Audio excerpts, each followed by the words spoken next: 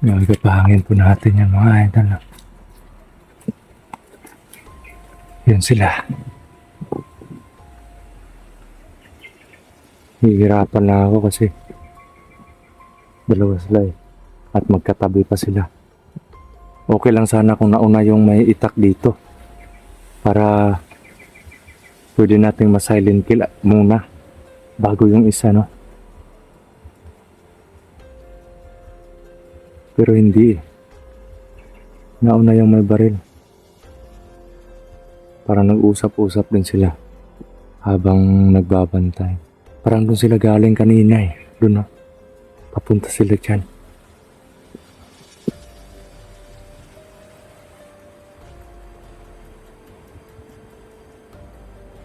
Grabe.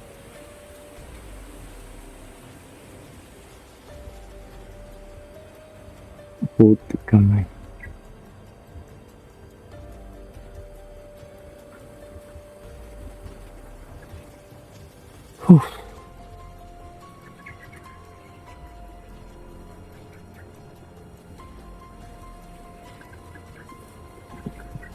Tago muna tayo.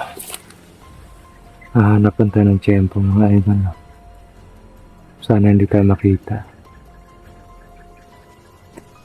Babalik-balik yung isa eh.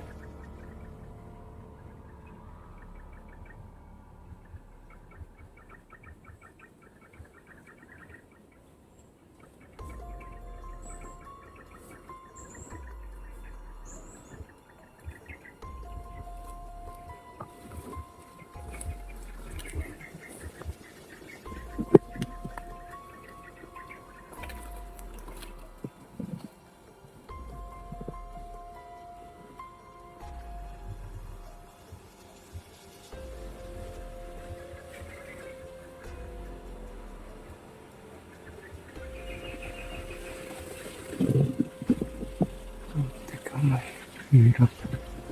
Hirap ah.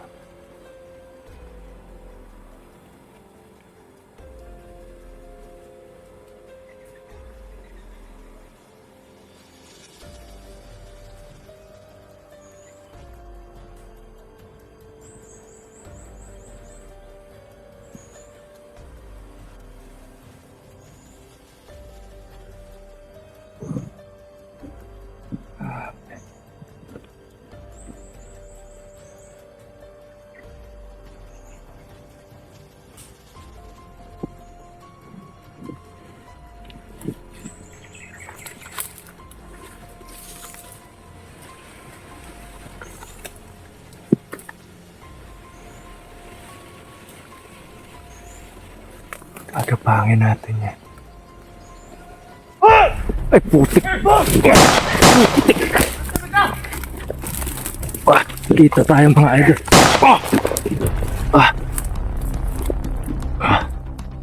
Putik kamay.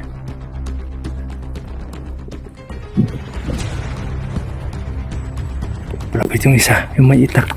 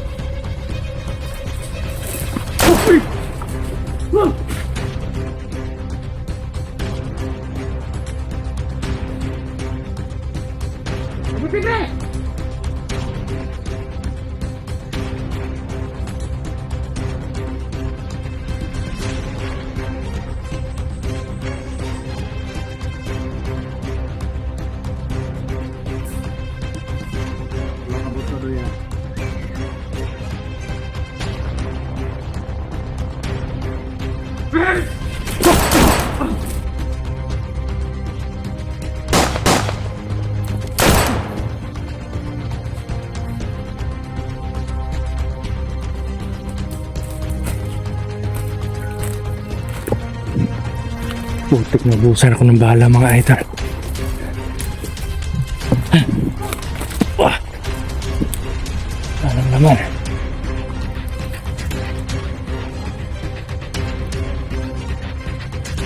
Di kamay. Ubusan po ako ng bala mga idol.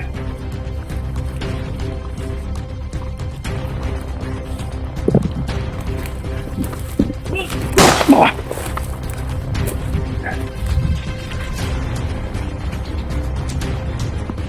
Wala na siyang bala. Di kamay. Wala na siyang bala mga idol. Ah!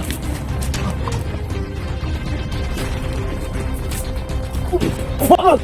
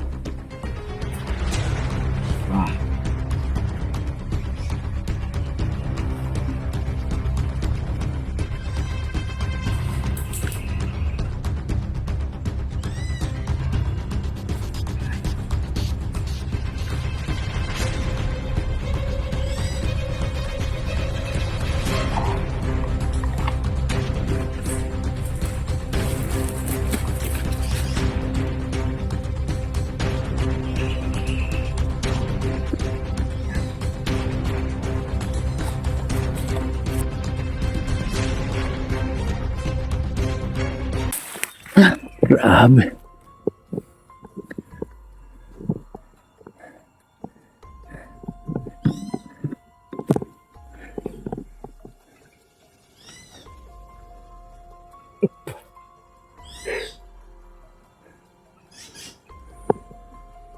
Buti na lang naubusan siya ng bala mga idol. At kinuha niya yung itak ng kasama niya.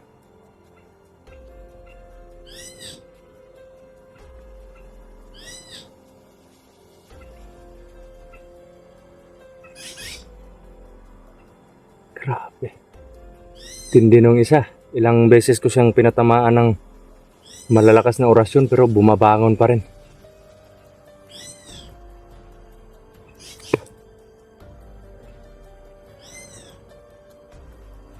Oh.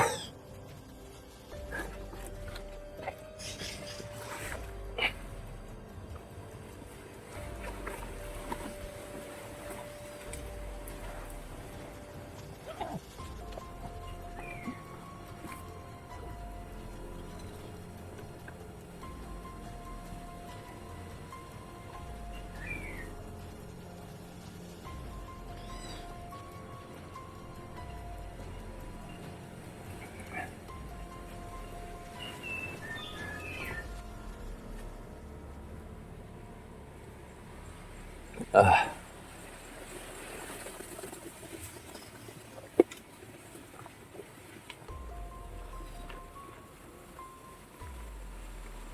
Ah.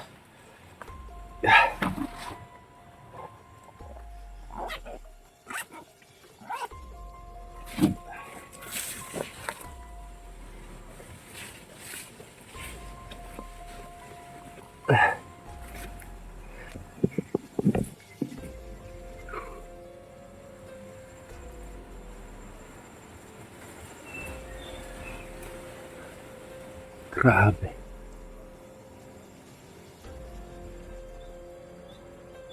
Nasa ano lang sila mga idol, no? Sa area lang na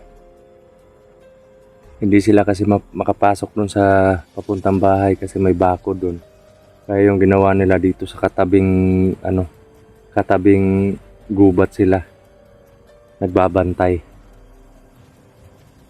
At hinala ko din na dito dumadaan yung nangunguha ng bata. Kasi todo bantay sila dito eh. At yung mga putukan doon bigla na lang nawala. Oh. Wala na mga putukan. Ilang oras din yung putukan nila doon.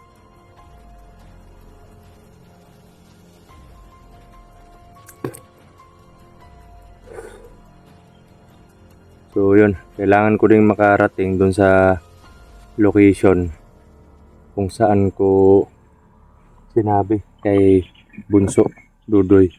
Kasi sabi ko sa kanya, sige, pag sure na makasunod ka sa akin, antayin na lang kita sa isang location, yung safety na location.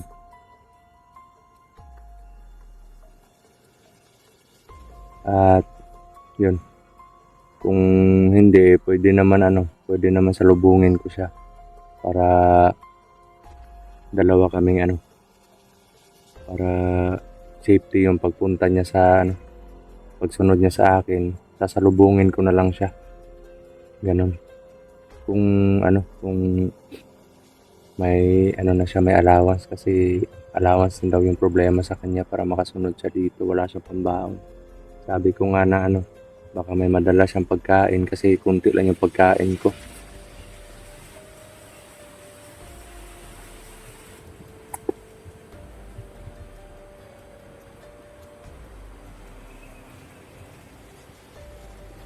Sobrang tapang talaga nung may dalang itak. Kasi sumusugod sa akin eh. Yung una parang naiiwasan niya yung yung mga tira ko sa baril. Pero kalaunan nung dumikit na siya sa akin tinamaan na talaga siya. 2 beses.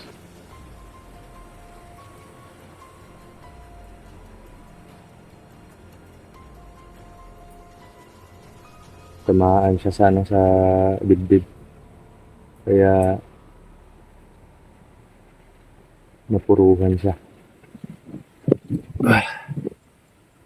Grabe, mga taong to. Dahil sa pera lang siguro. Kaya nila pinasukan yung trabaho na to.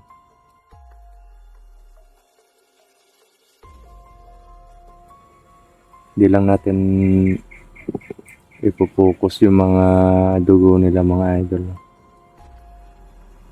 Kasi nagka-warning ako doon sa damit ng bata na puno ng dugo. Nagka-warning ako doon sa kanila eh.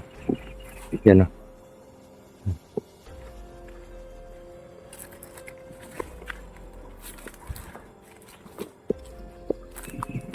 Pinabas ko yung liig niya.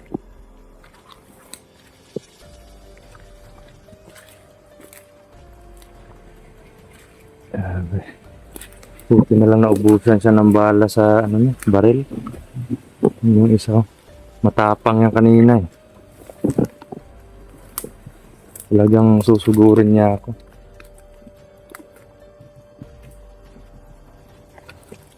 Yung baril nila.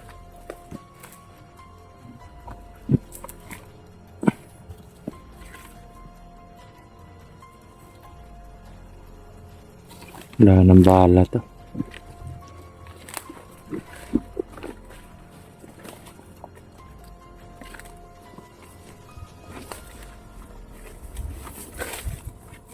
Dito sila nagbabantay kanina eh.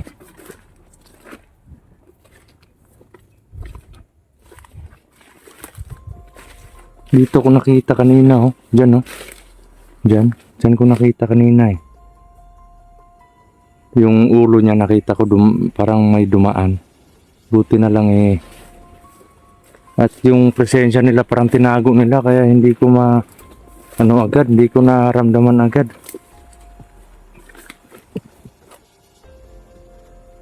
May daanan dun mga idol. Pero kailangan natin tumawid dito sa kanal.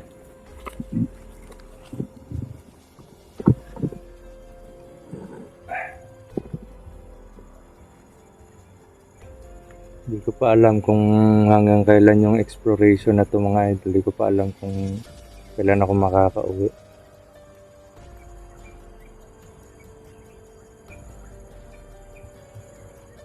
Yung ko kasi, yung pag-alis ko, medyo masama yung pakiramdam ng asawa ko. Tapos yun nga,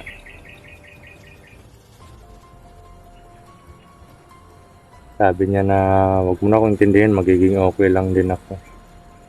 At yun,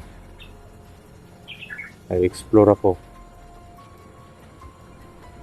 Pero hindi ko pa alam kung hanggang kailan ako makakauwi.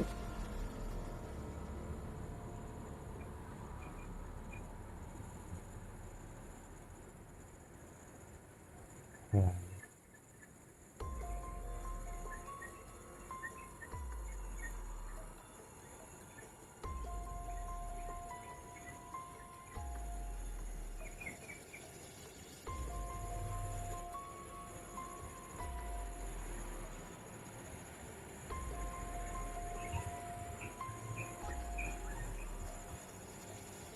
Magmamasid muna tayo dito mga idol.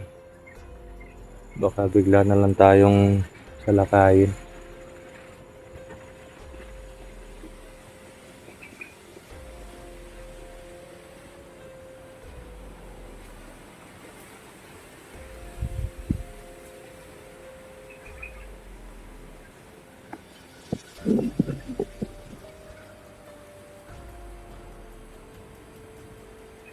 Grabe yung hangin mga idol. Parang may binubulong yung hangin sa akin.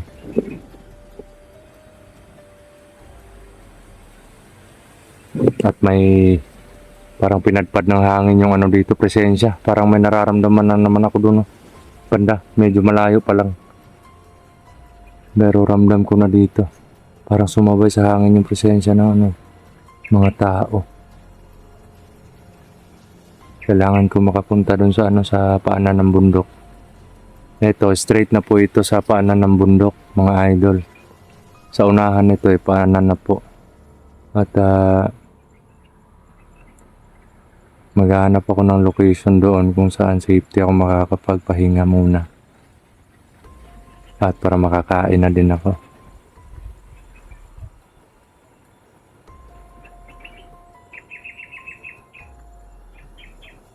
Kunti na lang yung anak ko dito, pagkain. Yun na.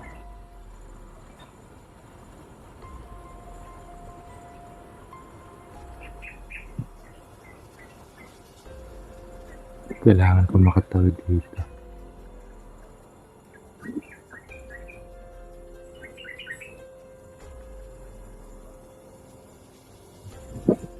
So yun mga idol, no? On cam lang po tayo pagdating natin doon sa sa paanan ng bundok. Kasi tinitipid din po natin yung yung battery ng cellphone. At abangan nyo na lang po yung mga mga upload, no? At yun, maraming salamat po sa panonood. Walang sawa na suporta. Pagmamahal po ninyo sa mga dasal nyo po. Maraming salamat. At wag niyo po pababayaan yung mga sarili ninyo. Mag-ingat po kayo palagi.